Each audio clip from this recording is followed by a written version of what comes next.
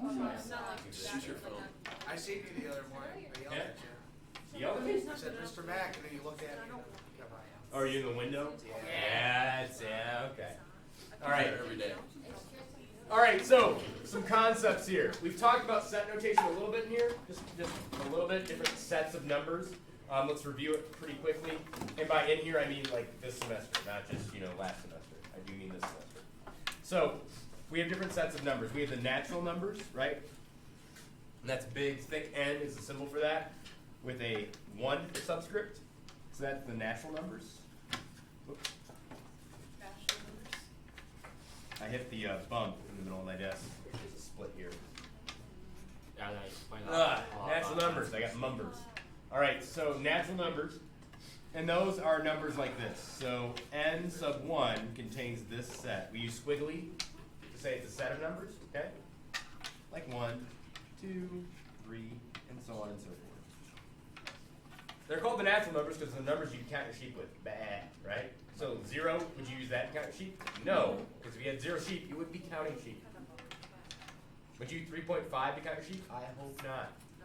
Right? There's a story there, right? N sub 0 is a whole different set for a set of numbers that really just adds one number on. 0. Right? And so on and so forth. That's the whole number set. A whole other set. Get it? Wow. Just for one number. So it's the natural numbers, but starting at 0. So that's why we have a subscript here, right? Starting at 1. And natural numbers starting at 0. We call this the whole numbers. We call that the natural numbers. Cool? Yeah. All right. So which set is bigger? We're groovy. Which set of numbers is bigger? Whole. The whole numbers, right? Because it's got all of these, right? Plus one number, right? So it's bigger. It's got infinity plus 1. Next is n turned on its side, which is kind of a hint to what it does. And it's called the integers. Now, you're like, wait, why did we use z for something that starts with an I? I don't know. I don't know. I'm guessing because I is later used for a special variable in algebra, and we'll get to that. It's imaginary numbers.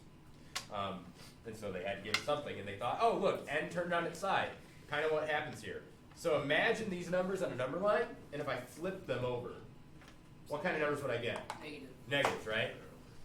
Right? So this is going to be, z includes all of these numbers. From negative infinity on up to negative 3, negative 2, negative 1, 0, 1, and so on and so forth. Okay? Does that make sense? Which set is bigger? Whole numbers or integers? Integers, right? Because integers has all the whole numbers and more. It's technically twice as big. Ish. It's hard to say twice as big because both are infinitely big, right? Isn't that crazy how we have infinite numbers, right? And now we have infinite but more. Yeah. So there's no such thing as infinity plus 1. So if you're on the playground, right, and you're like, my favorite number is infinity, and the other guy's like, my favorite number is infinity plus 1, like, right? That's not real. You can't do that. Infinity plus 1 is just infinity. Infinity is an idea you cannot add to it. It's like adding 1 to the Batman signal. You can't do that. It's an idea, right? You can add 2 to 1 because those are both numbers. But infinity is not a number, it's an idea. So both these are infinity, but as we can see, some infinities are bigger than others, right? I know. Isn't that fun? Next up is set Q, which I'm not very good at drawing, I'll admit. And that's the set of rational numbers. That hurts my eyes. Right? And the rational numbers are anything that can be written as a ratio. Now, we've learned about ratios, right? Rational is what we're talking about, right? And ratios, we know, are similar to fractions, right? So what's going on here is it's any number that we can write as a fraction. So if you can write the number like this, p over q, right? Where the top number and the bottom number are integers, then it's a rational number. So p over q, such that p exists in, that's what that e means, that crazy looking e, exists in z, and q exists in z. I know. So it looks really hard, words are hard, math is easy. Here's what this means. If you can write a fraction where the top number and bottom number are integers, then it's a rational number. So for instance, 1/4, right? It's a fraction. 1/4, so that means p is 1 and q is 4, right? So 1/4. Is 1 an integer? Yes. Q, 1/4, right? So 4. Is 4 an integer? Oh yeah, right? So that must be a rational number. 1/4 is rational. So it includes all of the fractions that you can write where the top and bottom are integers. So basically this is most numbers, or well, I shouldn't say most. Most numbers that you probably work with, right? So it's all these guys, right? Plus more. Numbers like 1/4, 1/2, 3/5, -2/7, all that. Right? All of those are rational because every number in the top and the bottom is an integer, right? -2 is an integer, 7 would be an integer. 1's an integer, 4's an integer, right? All checks out. Now, what are examples of numbers that aren't rational, right? Because obviously if there's, if all numbers are rational, we just say like, and then we have all the rest of the numbers, right? But we don't. There's numbers we're missing. Numbers like pi, right? That's good. Pi can't be written as a fraction like this. You're like, well, sure you can. Here's pi. Pi 1. But remember, the rule is top and bottom have to be integers, right? 1's an integer, right? New people, pay attention. 1 is an integer. Is pi an integer? No, so it doesn't work, right? Same thing with √2. You're like, oh, I can write √2 as a fraction. There we go, right? But here's the problem. Is √2 an integer? It's not, so it doesn't work, right? Now, if I wrote √4, that works because what is √4? 2. It's 2, right? So √4 is technically an integer, isn't it? Right? So those are the sets of numbers. All of the numbers that we're concerned with so far in here are the real numbers. That's big R. The real numbers is everything you can think of. It includes pi, it includes everything, okay? The numbers that pi are a part of, but nobody else is, like pi and √2, those are called the irrational numbers, and those, I'm sorry, no, that's fine. Think p. Irrational. Meaning they're not rational, right? So rational is all these. Irrational is anything that isn't like pi, right? √2. Real is everything. You with me? Okay, cool. Now why do we need to know this? Because sometimes an answer is better represented by a collection of numbers, right? Pick a number 1 through 10. 5. Give me an answer. 5. That's great. That's great. But is that all the answers? No, there's plenty. And if I said 1 through 10, you probably are thinking I meant natural numbers only. Like 1, 2, 3, 4, 5, 6, 7, 8, 9, 10. But could you pick 2.5? I mean, technically, all I said was 1 through 10. You could be that smart-ass kid that's like, I picked 2.5, right? Is that the number you're thinking of? How about pi, right? Well, I didn't specify. But what if I say, pick a number 1 through 10, but only in the natural numbers? Well, then now I've got you, right? 1, 2, 3. There's only 10 options, right? So how would we write that mathematically? Well, here's how we'd write it. When we say pick a number, we mean x. Could be any number, right? I want x that exists in the natural numbers. Oh, so now it's just not any number. It's only natural numbers. So the number I'm thinking of is natural. That's what that means. This is exists. That's what that means, okay? It exists in this set. So it's part of this set of numbers, okay? Right, that's what I'm saying. Set notation, right? I'm using squiggly, right? I'm going to do a line here, because then I'm going to talk about x. We don't want just any natural number. Remember I said numbers 1 through 10, right? So I want a number between 1 and 10. Here's 1, here's 10. X is between it. Now that'd be silly if that was the way we'd write it, right? But it kind of is, actually. This says I want a number that's natural, and it's between 1 and 10. Can it be 1? Yes. Because I have that bottom line. Remember that's less than or equal to? So the number I'm thinking of can be 1. And the number I'm thinking of can be 10, but it has to be between them. When we say between, we literally mean between. Now, if you haven't been in my class, and even some of you that still are in my class last semester, you would probably read this as 1 is less than or equal to x is less than or equal to 10. And no one would know what you're talking about, because that's a bunch of mumbo jumbo. That takes brain power. Okay, 1 is less than or equal to x is less than or equal to 10. What does that mean, right? But if I said x is between 1 and 10, I bet you know what that means, right? So we don't read it, 1 is less than or equal to x. No. X is between 1 and 10. Now there's a difference between this and this, right? This is saying, I'm thinking of a number between 1 and 10, that's natural. And it can be 1 and 10, right? This is saying I'm thinking of a number between 1 and 10 that's natural, but it can't be 1 or 10, right?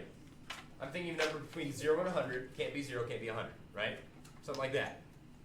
I'm thinking of a number between 1 and 10, can't be 1, can't be 10. There's a difference there.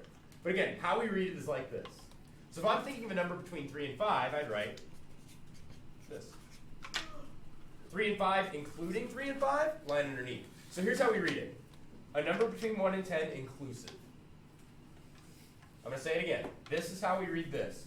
A number between 1 and 10 inclusive. Means we include. A number between 1 and 10 non-inclusive. Okay? So when I say that, I hope you know what I mean. This is a number between 3 and 5, inclusive or non-inclusive? Inclusive. Now, if I just say this, is 4.7 a correct answer? Yeah? Okay, smart fans, right? I just want natural numbers. Great. Sometimes you want your answer to just be integers, right? Just positive and negative whole numbers. I don't want fractions, right? Or maybe you want your answer just to be whole numbers, right? 0 is okay as an answer, right? That's how we specify. Why am I teaching this? All right, old people, we're back. Domain and range. This is review, but it's good for you to review. Yeah, exactly. All right. Coordinate plane. I drew it like that because I'm going to draw mostly up here. Okay.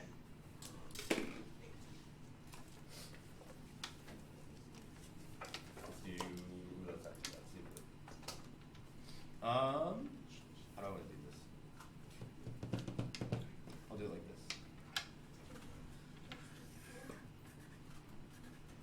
We don't know a whole bunch about this yet. Zoom in.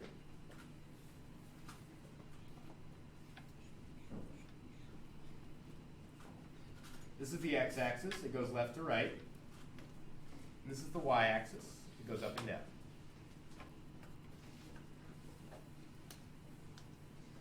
This is a relation. Turns out it's a function too, right? It passes the vertical line test. Remember that, right? So I'll call it a function. This function, okay, when you go to a vending machine, you're able to see what you're able to get, right? You have a selection, you know what, when you push a button, what you're going to get, et cetera, right? If it's not on there, you're not going to get it. You're not going to go to a soda vending machine, push a button and get a candy bar, right? Odds are, if the machine's working correctly. So when we talk about domain and range, what we're talking about is what we would expect to get and what we are able to put in, right? You go to a vending machine out there and you put in a euro, right? That's like, I don't mean like the food, I mean like the coin that they use over in Europe, right? It's not going to give you the right stuff. You go in there and put in some pesos, not going to work, right? There's a certain amount of things that you're allowed to put into a vending machine and a certain amount of things you'd expect to get out. The things you put in, that's called the domain.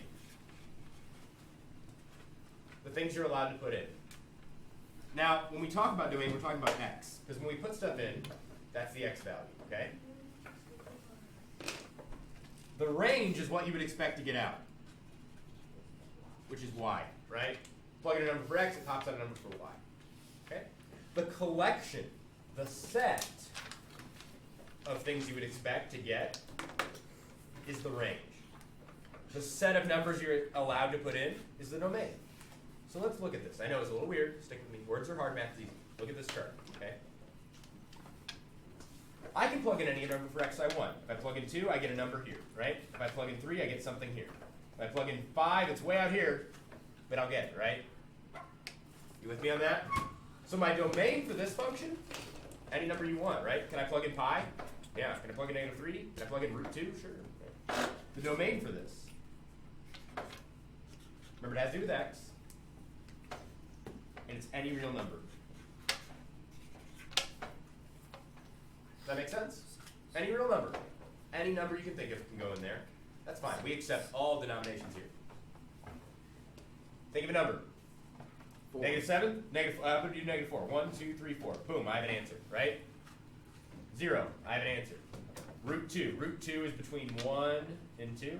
I have an answer. Pi, that's 3.14. 1, 2, 3, a little bit more. Yeah, I've got an answer, right? Every possible number you can think of, any real number, right? I can plug in and get a number. That's fine. How about the range? The range is what pops out. Values for y. So here's the y-axis. What numbers for y can I plug in? Does anybody see it? If you don't, that's okay, it's new. On x, I can plug in anything and I get something, right? Right? What about numbers for y? Well, if I plug in 1, 2, 3, 4, right, for y, I get a number here or a number there. Right? I get answers. That's fine. You can plug it in. Won't be a function because I'm getting two different answers, but that's okay. What if I plug in 2, like you said? Well, I get one answer right there. What if I plug in 0 for y? I don't get anything, right? It's not even I get nothing. I don't get 0. I get literally breaks math, right? So there's some numbers that when you plug in for y, you're not going to get anything. It's just going to be an error. So not any number can we plug in for y. 0 we can't. 1 we can't. Can we plug in 2? Yes. So anything bigger than 2 is fine, right? Like 3.14, right? Those are all good. So y has to be anything bigger than 2. So here's what I'm going to write. I'm going to write y can be any real number you want, right? However, it has to be bigger than 2, right? 2 or bigger. Smell what I'm stepping in? Y has to be greater than or equal to 2. Are you smelling what I'm stepping in there? Here's 2, and after that point, and including that point, everything's fine, right? But before it, like -1, it's not going to get you anything, right? Any real number you want, as long as it's greater than or equal to 2. Smell what I'm stepping in? Anne's got it. Feeling Gucci?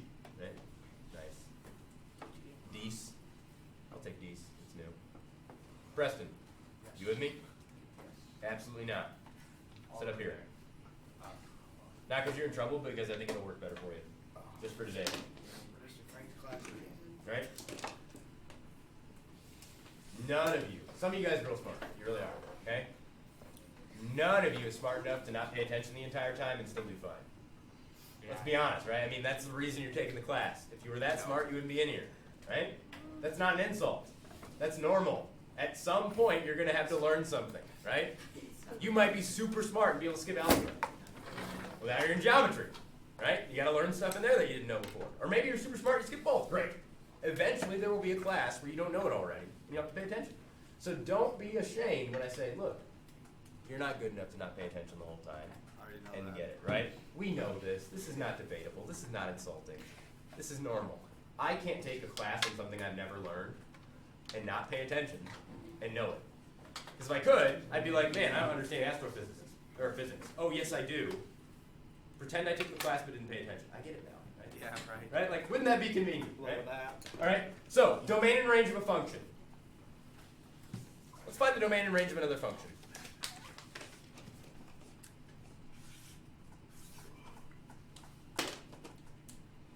What am I going to do here?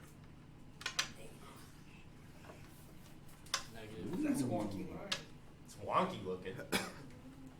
How would we graph that? I don't know. Find out later, right? Sure does. Okay, this is going up at an angle. It's not going straight up. Okay, just to be clear. So it's going to go on forever in this direction. Is everybody okay with that? It's going slightly to the left. Okay. Domain. Is there any number for x that we can't plug in? Plug in 0, I get a number. Plug in 1, I get a number. Plug in 2, I get a number, right? Anything, I'm good. This goes on forever in that direction. I know it looks like it's going straight up, it's not, okay? If it were going straight up, then there'd be numbers over here that wouldn't get me anything, right? So domain, all real numbers. X is anything in the real numbers. Yay! And look, you look so smart by writing this notation, right? X exists in the real numbers, any real number, okay? Range. This guy flatlines, doesn't go down any further.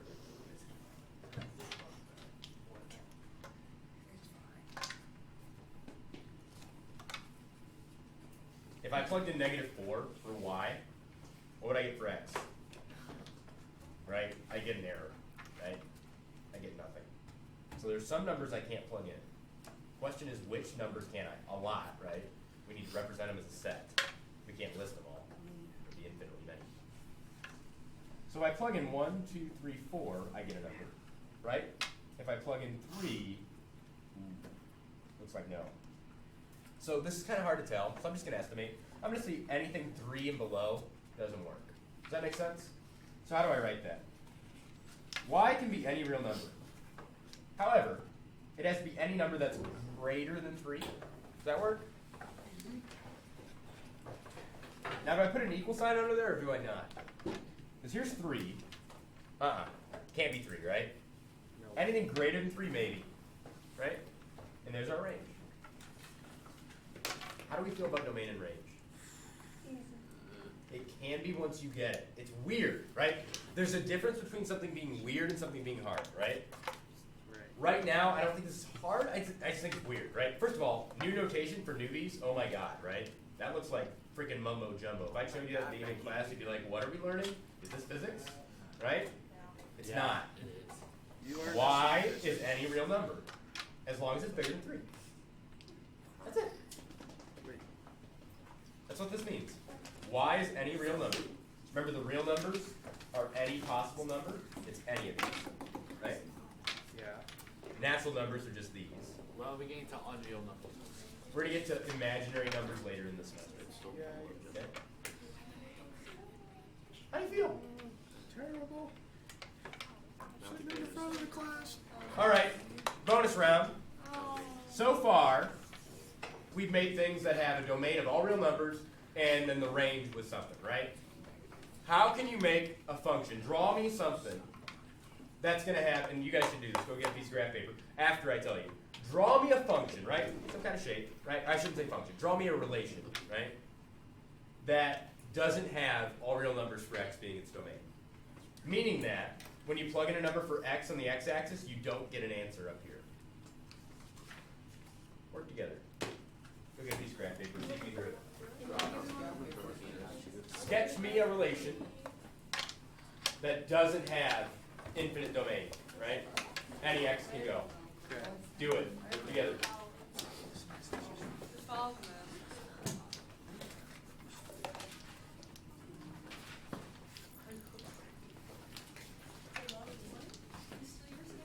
Song of the day is David Bowie's Space Oddity. Hey, piece You do it. You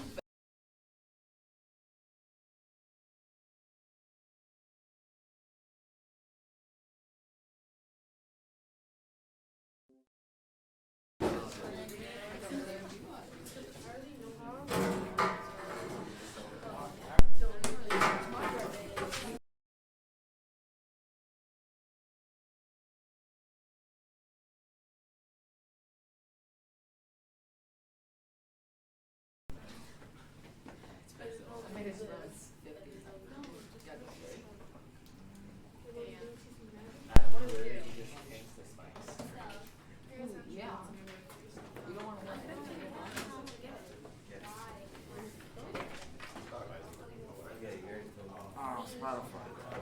Why does it always pause every time it hits to like 9 or 10? It doesn't do that for you? Oh, it does it to me. I must got that. My issue is my sound card. Cuts out in the middle of the day. I have to plug it in again. How's your mic today? I forgot to ask. Good. Make sure you're working.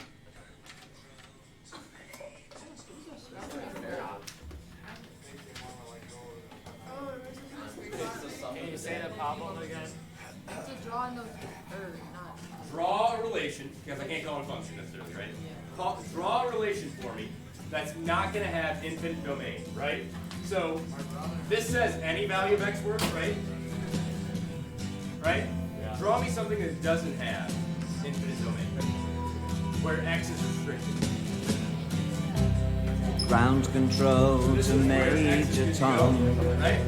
Because any number I put in for x is going to get me something. Ground right? control to Major Tom. I hear you. To Take your protein pills and put your helmet on. Ground control to Major Tom. Commencing countdown, engines on. 2, check ignition, and may God's love be with you.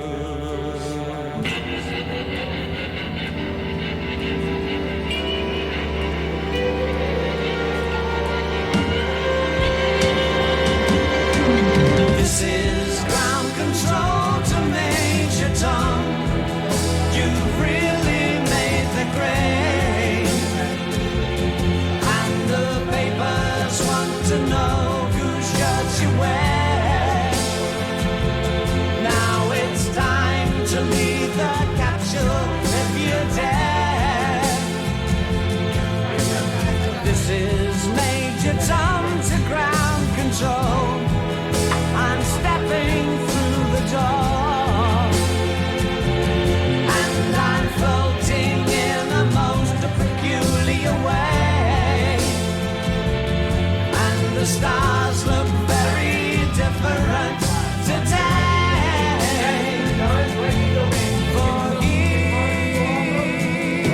am I sitting in a tin can.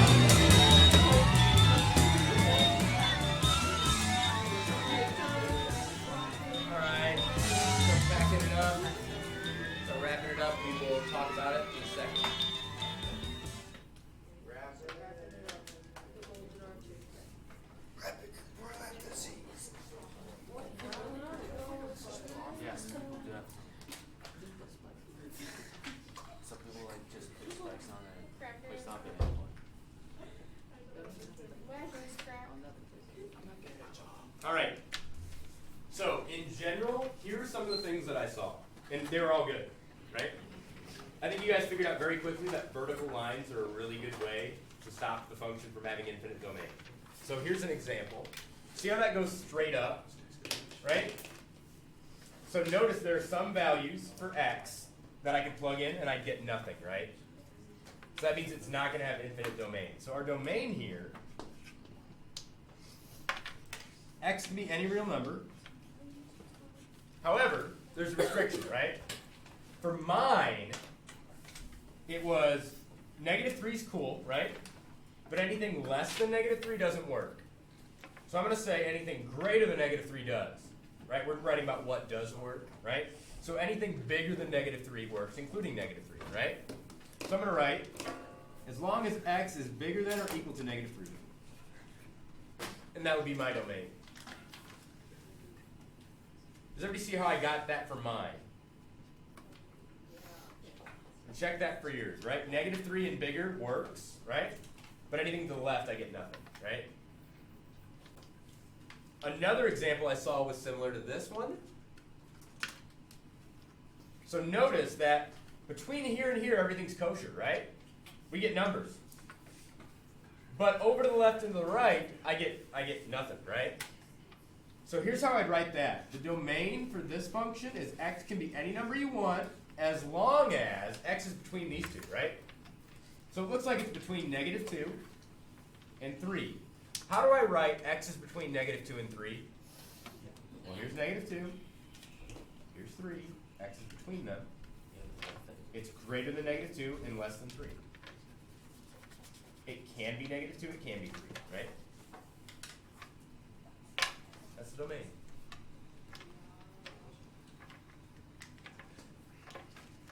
Got a couple things I want to share with you guys about this, but I need to wait for a second. Another one I saw was just this, right?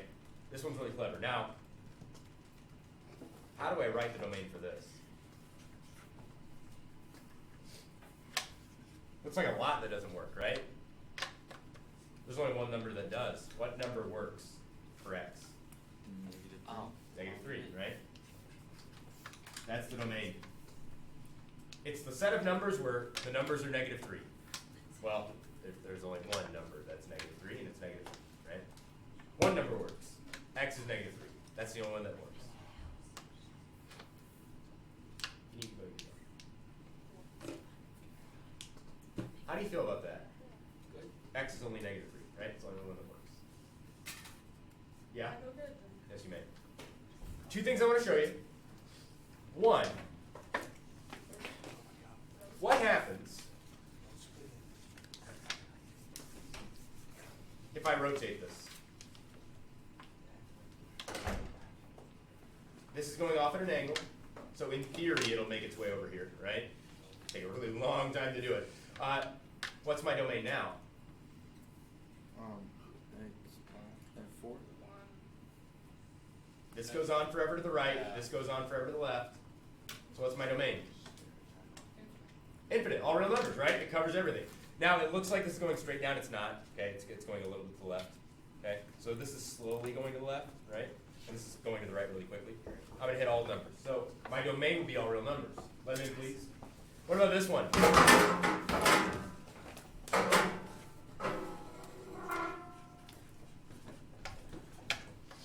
What about this one over here?